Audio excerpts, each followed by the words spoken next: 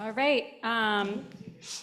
Good evening and welcome to all of you online and those that are here in person at George Mason University's Johnson Center Cinema. My name is Dr. Marissa Kiss. I'm a postdoc researcher at the Institute for Immigration Research.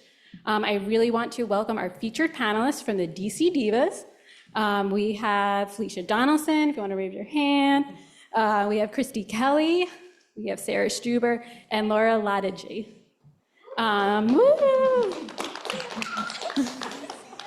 Dr. Jim Whitty, he's the director of the Institute for Immigration Research. He will first introduce the Divas and moderate our conversation tonight, which will focus on how sports is a model and method for building community and also promoting inclusion. Good. Thank you, Marissa. And thank you all, especially the Divas, for coming. And those of you who are online. This is a really interesting thing for us to do. And part of it is, the Institute for Immigration Research, we've been around for 12 years. And we focus on highlighting the contributions of foreign-born of all types, coming from all places, doing all different things. And when we talk about these contributions, a lot of people aren't listening. A certain segment of America, but that same segment, a lot of them watch sports. And so we're using sports, and we have a 3-year project with AmeriCorps, and it's called Immigrants, Athletes, and Civic Engagement. So this is what you guys do. And really, the project is in 7 cities across the country, in 4 of them, including this area. We're doing interventions. We're promoting women athletes, immigrant athletes, and really using that to spread the word in these 4 cities. The other 3 are Detroit, Miami, and Seattle. And we'll go back next year to all 7 cities and see if we've moved the needle. If this intervention works and gets people to think more positively about all immigrants based on the example that you guys bring. So I said, you gave me good biographies. I'm only gonna read a little bit of them. Because I'd rather have it come out in your words as you talk about your history and how you got to be here at George Mason today, but also with the Divas. So Felicia, I'll start with you, a trained lawyer. So not only, I gotta be careful in a lot of ways around Felicia. Community activist and now football player.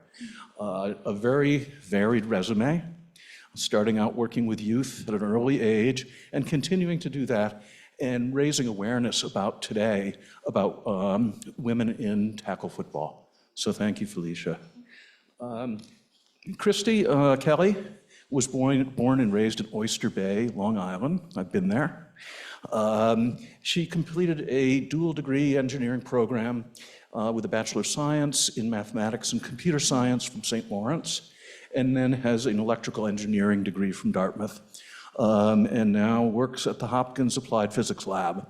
And I guess is a pretty hard-hitting defensive back and has played a few sports in her life. Then we have Sarah, who I surprised by saying hello to her in German. Sarah's originally from Austria, picked up sports early on, played for the Salzburg Ducks, an American football team in Austria. And there is, across Europe, there are American football teams. And has worked with children all of her life and now has come to the United States as an au pair. And so we'll hear a little bit more about your experiences there. And last, but certainly not least, Lara. I've got to find my notes here. Lara is originally from Nigeria, came here when you were 12 years old, and I'm going to ask you a few questions about how that happened and what the process was. And any question I ask, if it's obnoxious, just ignore me. Okay, and just go on and act like I didn't ask a bad question. But Lara, you went to Fort Washington High School and then went on and got a nursing degree. And you are also a community activist and have started your own nursing business and have your husband who's here tonight and 2 daughters who were cheerleaders for the Divas, I hear. All right, so that's my part of the introduction, but tell me more of your stories. And I'm gonna I'll begin with you, Lara. Oh, thank you. Why American football? Well, you're not an American until you play the game. So Got a lot of non-Americans here then. yeah, so until you play at least either baseball or football, then you can consider yourself a true American. I came here, like you said earlier, at the age of 12 to better my education. And of course, grew up to the custom of the American way. You know, I'm in my 50 now. I'm in my 50 now, but out of the blue, my sister at the time, my sister-in-law in the marriage at the time was a diva, and I used to actually go to support her at the game with her children, you know, babysit, you know, and support her. And out of curiosity, you know, like they say, the curiosity get the best of the cat, right? Out of curiosity, originally I run triathlon, cross country. Then from there, I started doing marathon, triathlon. Curiosity got the best of me. I'm like, I'd like to try. She said, come on now. So I gave it a try. Now, remind you now, I knew nothing of football, but besides just watching it, the only thing I understand was touchdown, maybe field goal. But I didn't know anything about football. And English was not the language that I grew up speaking. So in my, from, like you said, I'm from Nigeria, I speak Yoruba. So learning English is one thing, learning football language is another. So basically, it's like you speaking to Rachel on what play to go, or you speaking Japanese. So I didn't understand it, but I surprised myself. I didn't know I was gonna make the team, and guess what? I made the team. So now I have no choice but to learn how to play the game. And yes, you know, they taught you everything, they teach you everything, and that's how I became a DC Diva. Very good. How about you, Sarah? Hello. Oh. Of course, too loud. So my story is really different because I'm from Austria and we have actually football in Austria too.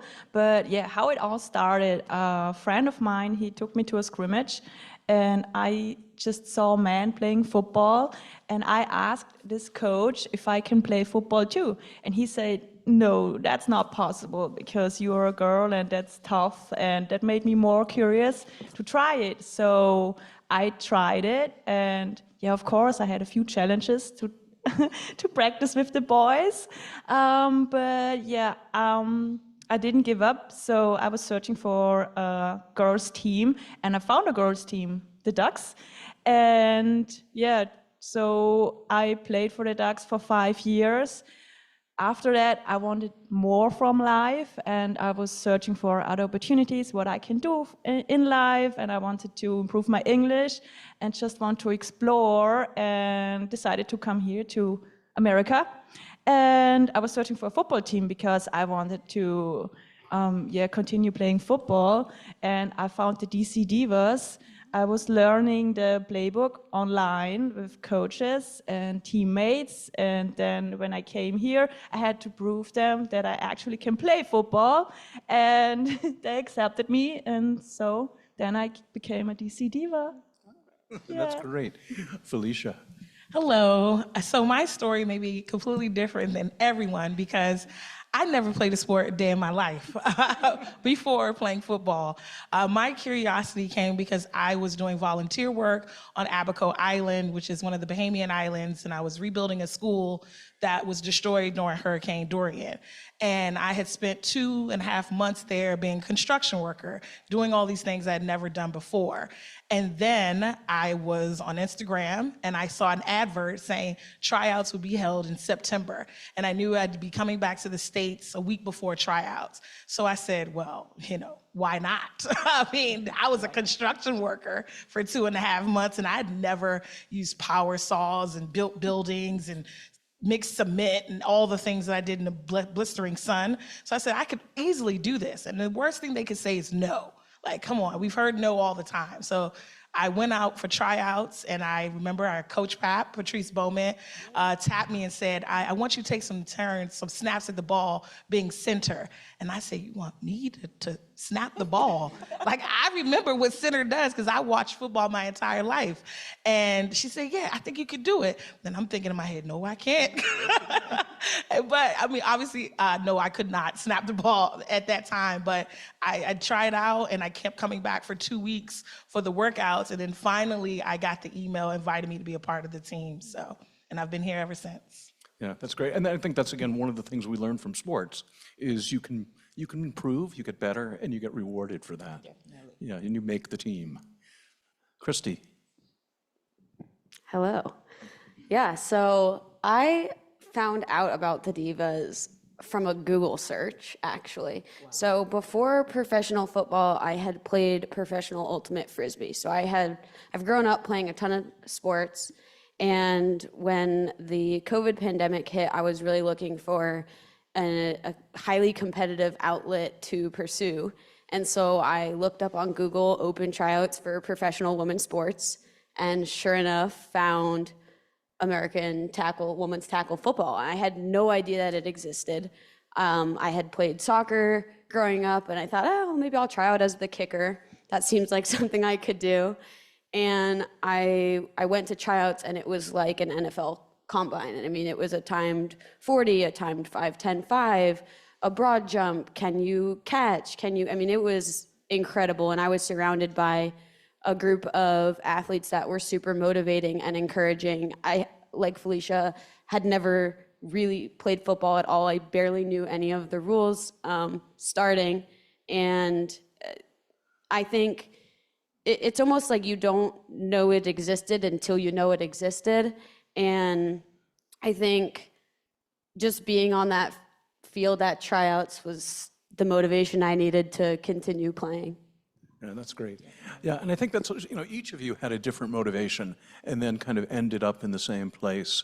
What about any, you've touched on this a little bit.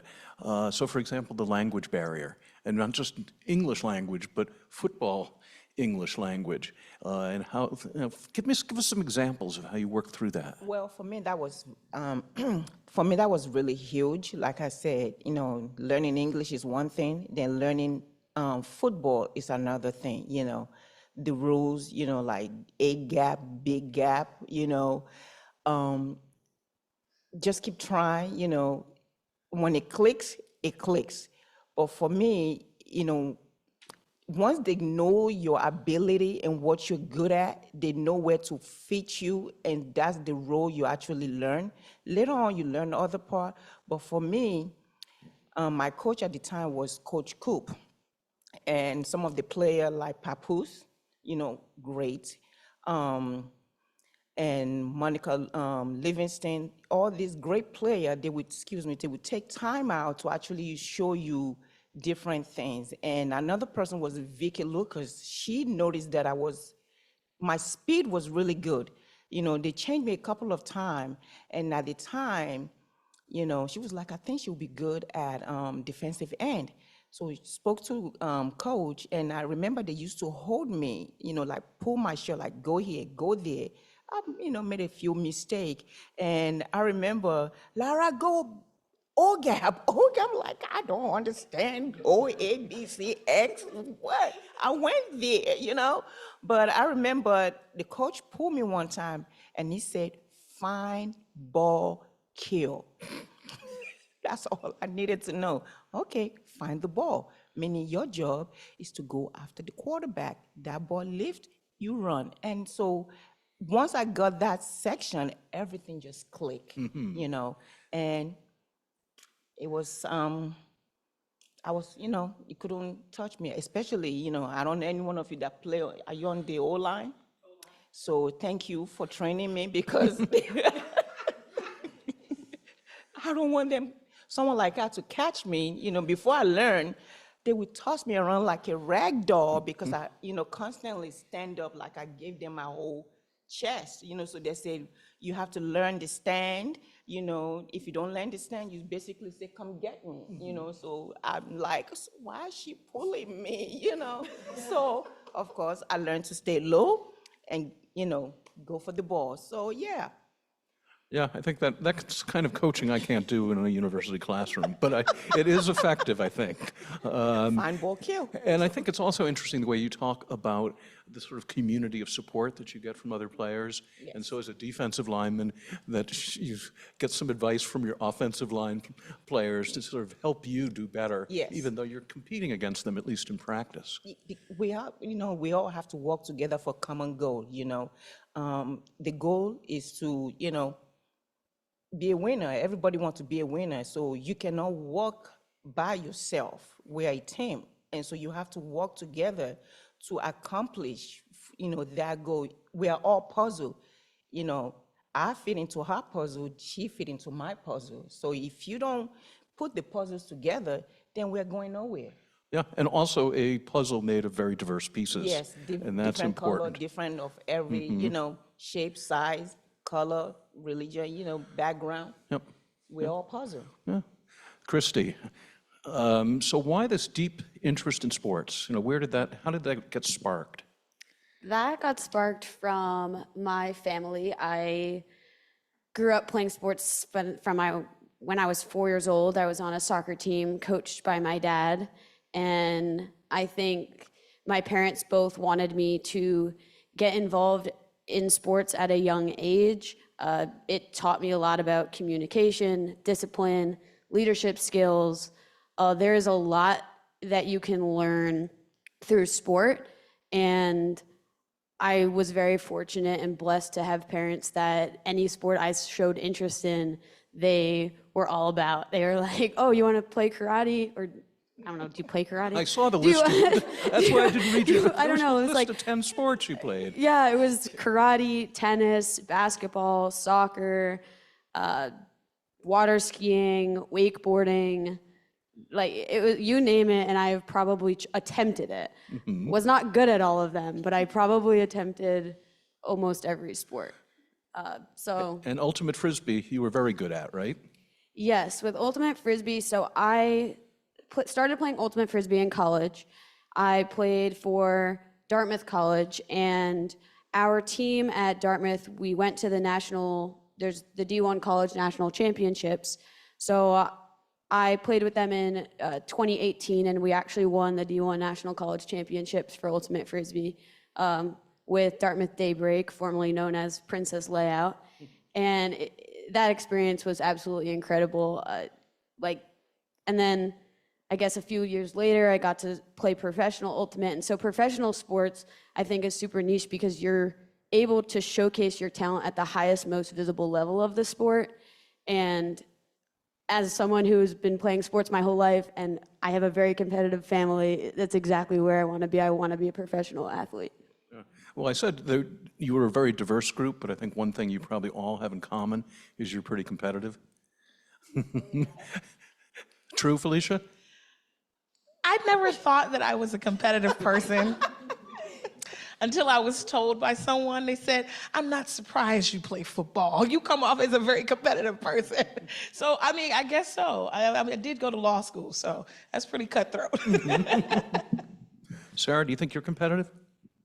Maybe. Just maybe? Yeah, I guess yes. Yeah. Sure. Okay, so we've talked about some of the really, the good opportunities you've gotten, the support you give one another and get from one another. What about some obstacles or barriers, especially as foreign-born women's football players, but in general? Well, with the obstacle and in general, I mean, it depends on where you are in life, So for me at the time, I was a single mom of two. And football is really not for, if you talk to, average people, it's not for women, anything tackle, women supposed to do certain things, there's certain thing you don't do. And for me, in my culture, there's this thing that this is your place as a woman, as a female. So seeing you playing football is like, what part of your brain say to you that you know, you should try this. So like she was saying, it's like, you know what, it's a challenge, you know, it's never been done. So I want to give it a try, and I'm going to prove and show you that I can do it. And, you know, for me, again, the fact that I was a single mom, the challenge was, how do you give your time to everyone and also to the game? You know, because of course the kids need your time. So that for me right there was the challenge for me, was making sure they were taken care of, and at the same time still going after what I believe and what I believe I can do. That was the challenging part for me. Felicia, what about any challenge? Did you face any challenges? I know you on the field, there were probably a few, but kind of off the field, as you talked about your passion for football. I think balancing the work life and having that balance and learning and being a perfectionist. I'm a reformed perfectionist, I would like to say. And a competitor. Competitively. So, yeah, definitely being able to commit all the time that I want to work, but also to football and also to just life in general, and being able to continue to juggle those things. And of course, you know, deal with the obstacles that may come up in those arenas that are outside of football, and realizing that football is not an I sport, it's a we sport, and recognizing that you're surrounded by a sisterhood who you can lean on. You're not in a silo. And that was difficult for me to be able to, okay, I have to open up to folks who are around me, because these women are here not only for themselves, but to support me too, and to uplift me, and to open up to the coaches when I'm struggling, like, hey, today was really challenging. I need a beat. I need help. And being able to say that and be completely vulnerable, because it's that vulnerability that then allows my sisters on the line to be able to trust me. And then, because you'll need that during game time, I need to know, like, you have your person, I have my person.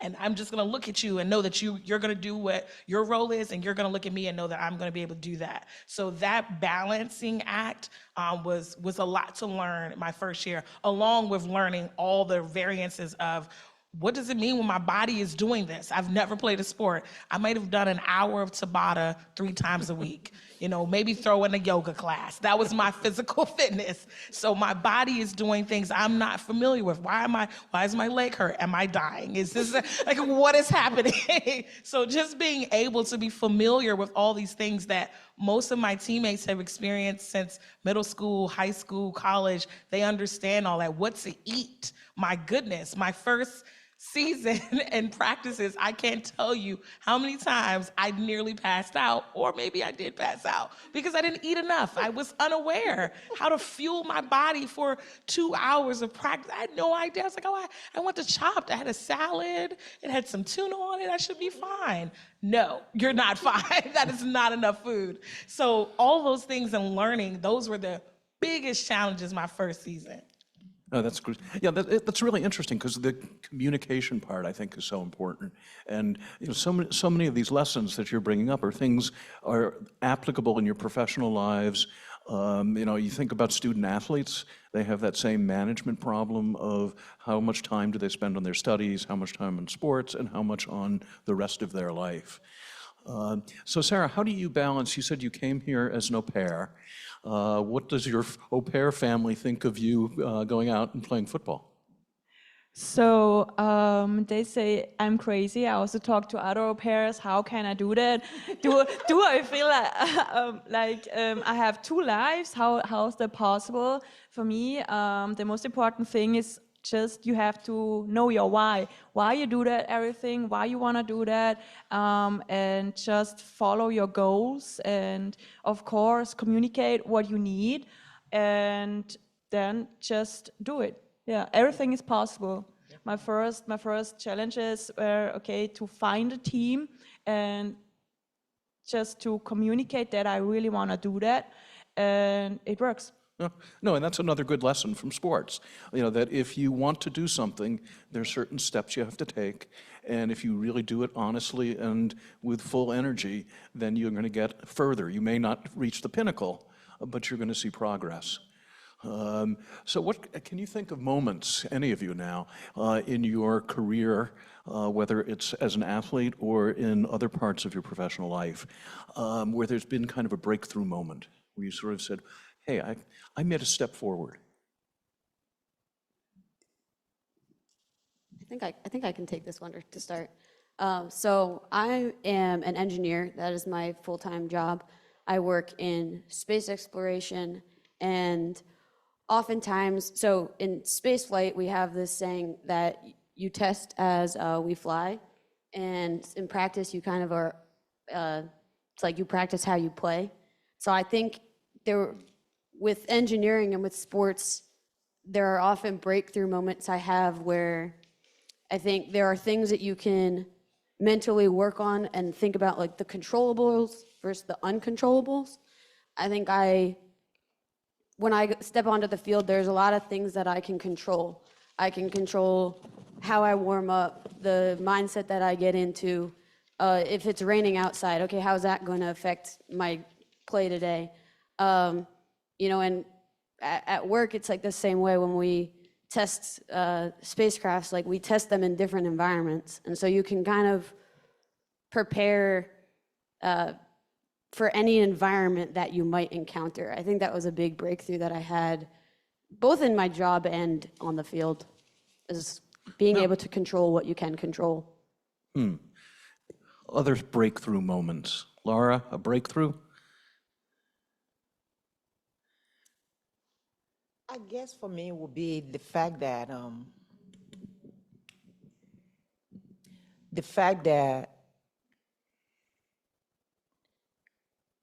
I guess you that I didn't believe in myself until I made the team that, wait a minute, I can do this. It's actually possible, We sometimes don't give ourselves enough credit in life, in anything you do. So being on that field and like, wow, I'm here and I'm actually playing this game that was never something in your imagination. I didn't even dream of it. I honestly I can't really say, oh, this was the moment I decided I was going to do it. It happened, and I'm like, wait a minute, I can do this. So if I can do this, I can do a lot. And I have to say, that was part of the breakthrough for me, because I'm able to accomplish so many other things in life. That's when I actually believe I too can go out there and go do my test as a U.S. citizen. And, I thought about it, but the fear is there. Being on that field, take away the fear. Once that was what gave me, that was the breakthrough for me, that I can accomplish and do almost anything that I put my mind to.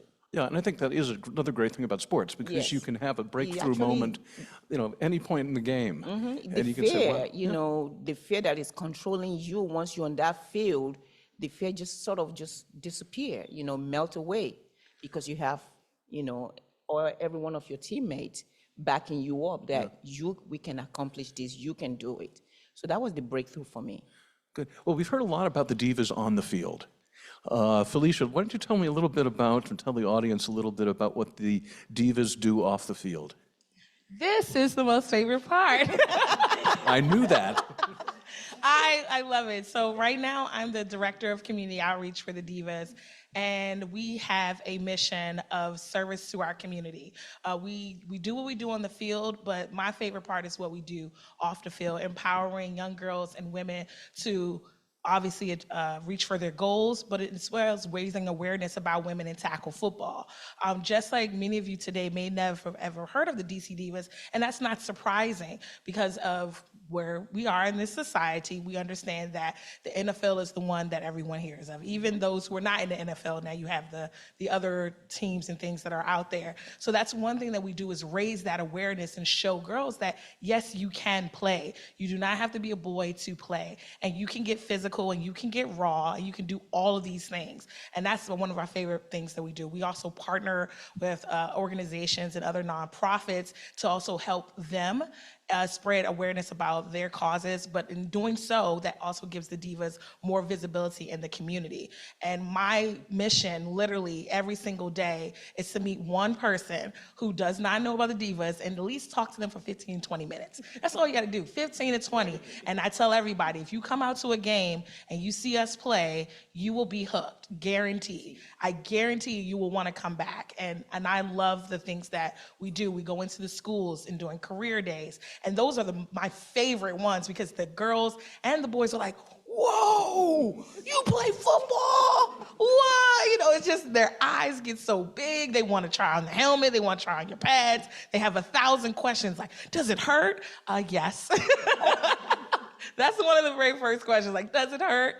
So it's so exciting to see our impact on the kids. They really, really love it. And they will remember. We had an event with the Capital Area Food Bank in Virginia. We had it in last year, and we had it this summer. And I met a little boy, and he said, I put your picture up on my wall, and you came back. And I'm like, oh my gosh, like that literally almost brought tears to my eyes, because he remembered me. Like, he literally remembered me and ran up to me and said, you were here last year. And that's the fans, the kids, they are the ones, because I recognize that the achievements of women in tackle football, I won't necessarily benefit. You know, my time is slowly coming to an end.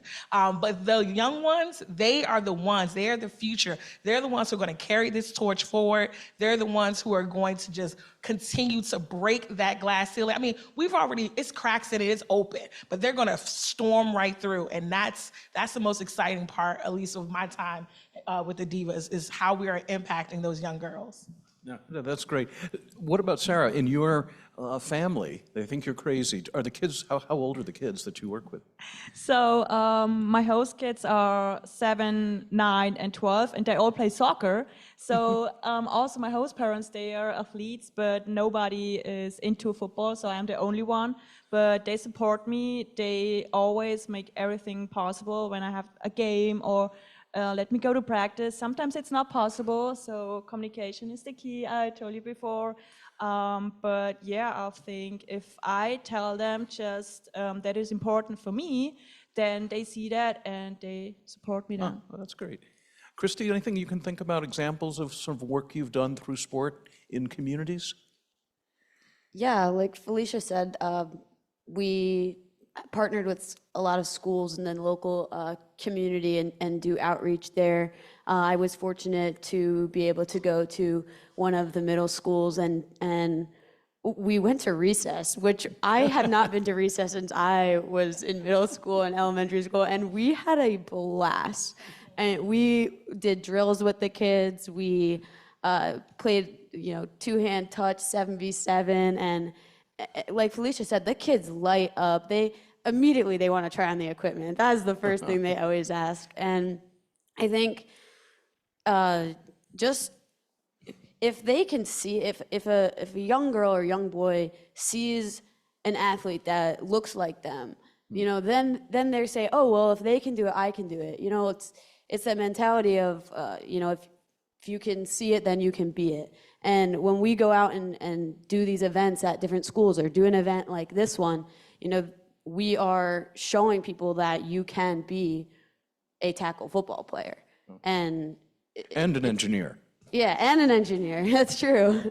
Yeah, I mean, like, this is kind of a side tangent, but all of the players on our team, we all have jobs outside of tackle football. So we have nurses, we have au pairs, we have lawyers, we have teachers, we have engineers, we have mothers, we have all of these outside jobs that we do, and we come to practice, from 8 p.m. to 10 p.m. or 8 p.m. to 11 p.m. Outside of our jobs that make us a living. And, you know, the sacrifices that I think we have to make to be trailblazers for this sport so that the younger generation can grow up and do this as a living. You know, that's why we show up to schools like this and have panels and talks to everyone. Yeah, that's great. Larry, you're in the medical field. So how do you think any of your experiences with tackle football have helped you out in your nursing career? For me, I would say you meet someone where they are, you know, because in the medical field, everybody comes with different type of issues, you know, so you have to try and figure out what the issue is, how to solve their issues, their problem. It's the same thing with the football. Every one of us that come, we come from different background, different understanding. So you have to meet that person on where their understanding is for them to navigate their way to, you know, what they're trying to accomplish, you know, which is the common goal, but at the same time, the processing part is not the same for everybody. So, And in the law field? You can't beat up your client. Yeah, no, you can't do that. Definitely, because I actually went into the immigration sphere. And so it's really interesting that this is what the panel is on. So it's just being able to adapt to situations. Anyone who works in immigration on the legal side or global mobility and corporate, everything was due yesterday. So it's quick, high stress, high value, must go, and no mistakes. Mistakes are costly, and they could not only, like in the field, cost the game, but for me, it can cost a client or someone not being able to bring their family here to the US. So that's huge. And I've made probably 3 mistakes in my entire career, and I remember them very clearly because I thought that was going to be the end of my career. But it's just being able to adapt to every new situation, and every single day changes. And that's kind of like on the field where you may not know which play is coming next, but you know what you need to do in order to counter whatever is coming towards you. So you're able to adapt quickly. And that's one thing that both in the legal field as well as football is necessary. Yeah, quick decision making. And I don't know, but I think there are a few sports fans here, probably not too many, but if you watch the Manning brothers on their show, and as they talk about being an NFL quarterback and the decision making and the complexity of the game, I think most people don't quite understand. And immigration law is pretty complex. Any immigration stories you want to tell us? Okay, I guess I can say it now. I'm not in work for them anymore. It should be fine. It's been several years. I used to work with Feld Entertainment, and Feld Entertainment is one of the parent companies of Disney on Ice, and I managed all of the immigration for that, international immigration for Disney on Ice shows. They went all over the world. And there was one time the Disney on Ice show was going to France, and I needed to process the work visas for the entire cast. And I don't know what happened. I guess I got busy, and I realized, wait, the show is in a couple of days. Wait, I don't remember the approvals for the work visas coming in. And so I go to the VP and I say, once I realize that I don't have the work visas, I'm thinking, okay, I'm about to get fired. This is gone. So I go to a colleague and I say, has the show never happened before? Like, has a show never happened? And she said, only on 9/11. And I said, okay. And I go to the VP and I'm like, I'm gonna own it, and whatever happens, it's it. And so the one thing she told me, she didn't coddle me, she said, fix it. That was the only advice she gave me, was fix it. Sounds like Lara's coach. Yeah. Find ball, kill. Fix it. And I literally did it. I fixed it. I called friends, I called the people. I said, listen, did all the things that are necessary, and I got it. And when I got it done, I went back to her and she said, now you'll never make that mistake again. And she was right. All right, all of you, even Sarah, Christy, a little younger, your football careers will come to an end, sadly. So what are the next steps? What do? You know, you obviously have learned something from your football and your diva experience, and we'll continue to do that. But what will you take away from that as you move into the next phase of your career? I'll start with Lara. I'm going to work down this way so you'll know in advance how much time you have to think of a good answer. For me, I would say what I take away from the field and being a diva is that freedom. Freedom to dream, freedom to go after your goal, freedom to fail and try again. So for me, I would say freedom, that you can actually go out there and you are free to do and think as you possibly can. Yeah, so you can make a choice. You can make a choice. And then yes. work to carry it And out. Exactly. Sarah, so your post-football career, I know it might not be for a while, but what are you thinking after football? Yeah, so first of all, I want to continue playing football as long as possible. So I'm glad that football definitely taught me that everything is possible. As I told you, you just have to know your why, and you just have to work for it. And I definitely will go out and explore the world.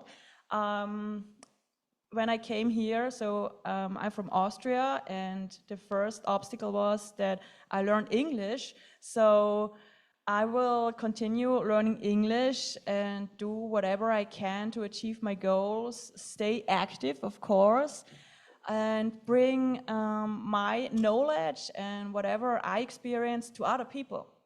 That's what I want to do. Very good. Felicia, you've already got a little practice on your post-football career.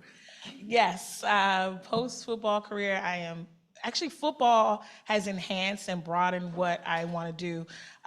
Prior to football, I was diving into the political sphere and recognizing that there's such an inequity in women's sports, and there's an inequity in terms of women's tackle football. I thought about it and I said, oh, wow, there's a niche here. There is something here for me to learn more about and to broaden not only my base in terms of supporters, but also to my knowledge and understanding. And so post-football, and this has just been a goal of mine, is I'm definitely going to run for office. I've coined the title activist to candidate. That's my Instagram. And it's just really focusing on women's rights as well as the inequities that exist in women in sports, and using that as my basis to run. Christy? I think, yeah, like Sarah, I would love to be playing any sort of sport until I'm older. And A future in pickleball? yeah, maybe a future in pickleball. Yeah, I mean, the greatest thing about sports is I think you can play sports at any age. I don't think I mean, I would hope to think that you don't have to stop in any capacity, whether you go into coaching later on in life, or whether you're encouraging, your children to be involved in sports. I think sports is going to be in my life in some capacity. I'm not really sure what that looks like.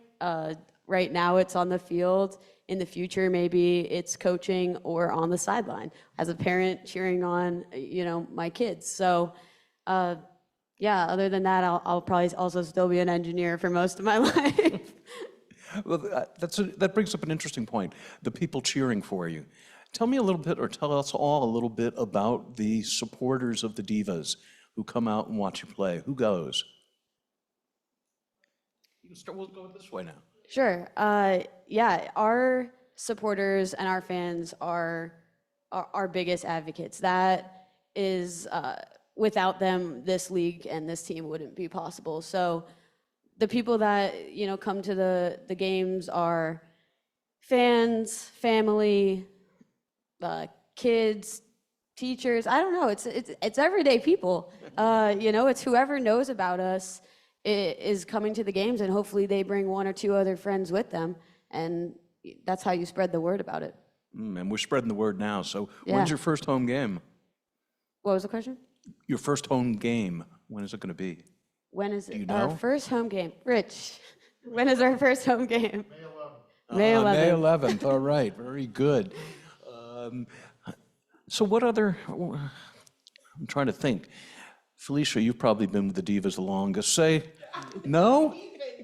No? Of this group? Yeah, me and Felicia have been playing for 3 years. Okay. I'm not sure about the other two.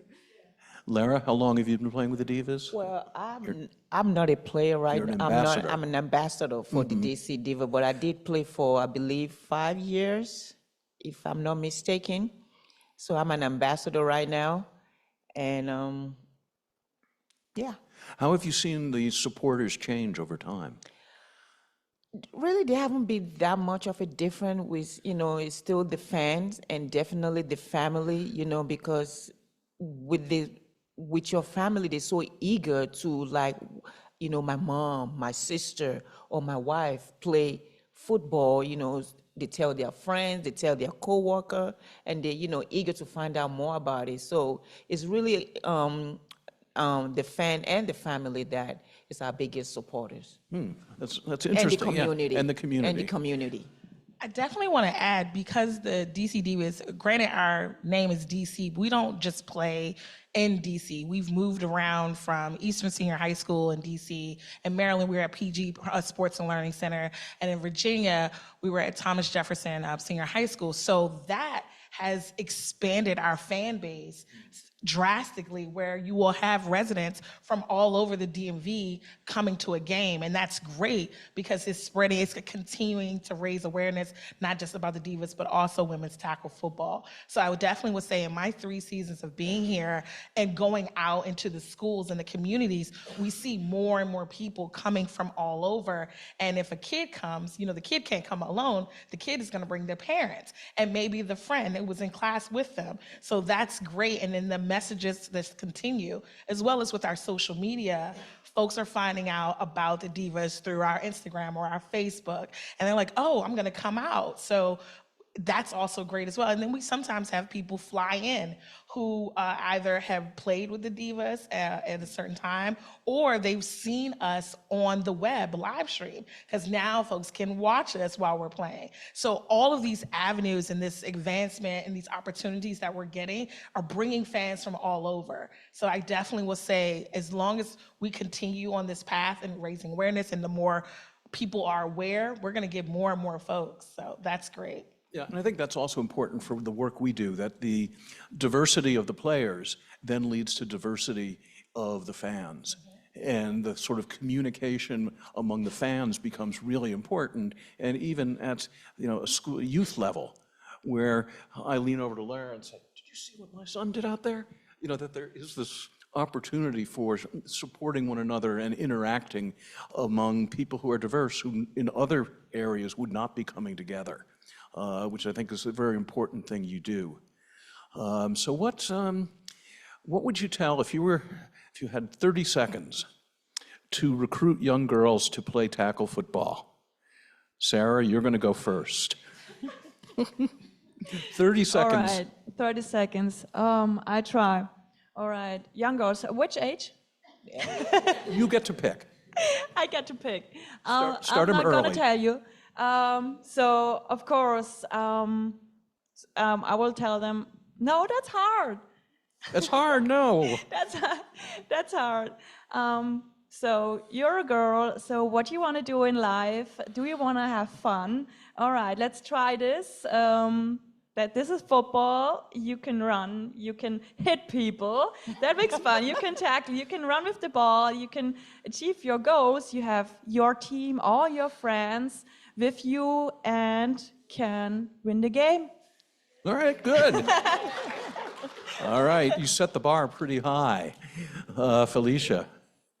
I'd ask them, who's your favorite football player? And initially, I'm sure the person will tell me a male. And I'd say, what if I say you could be that person? You can be that highlight reel going across ESPN. You can have someone wearing your jersey with your name and number on it. And generally, their eyes will light up. And I say, you want that opportunity?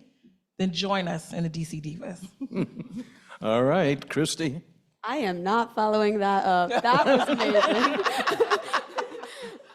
I'm sold right there. You're sold right there. All right.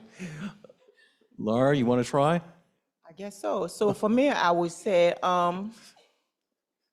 you want to taste the challenge, or like she said, you want to hit someone and get away with it.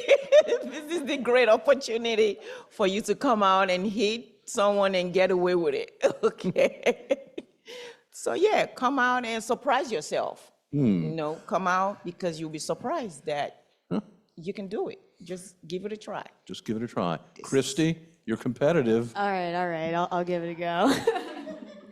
Yeah, I think I would say, yeah, this is a hard question because for me it's so much about the visibility. For me it's like I didn't know that there was tackle football growing up. So for women, so how would I know as a little girl that that's something I could play? And I guess, I would say, I think I would ask them, have you ever seen women's tackle football on TV? And just encourage them. You can do that. You can be that. You can do anything that you set your mind to. If somebody tells you you can't, prove them wrong. Do it. All right, good.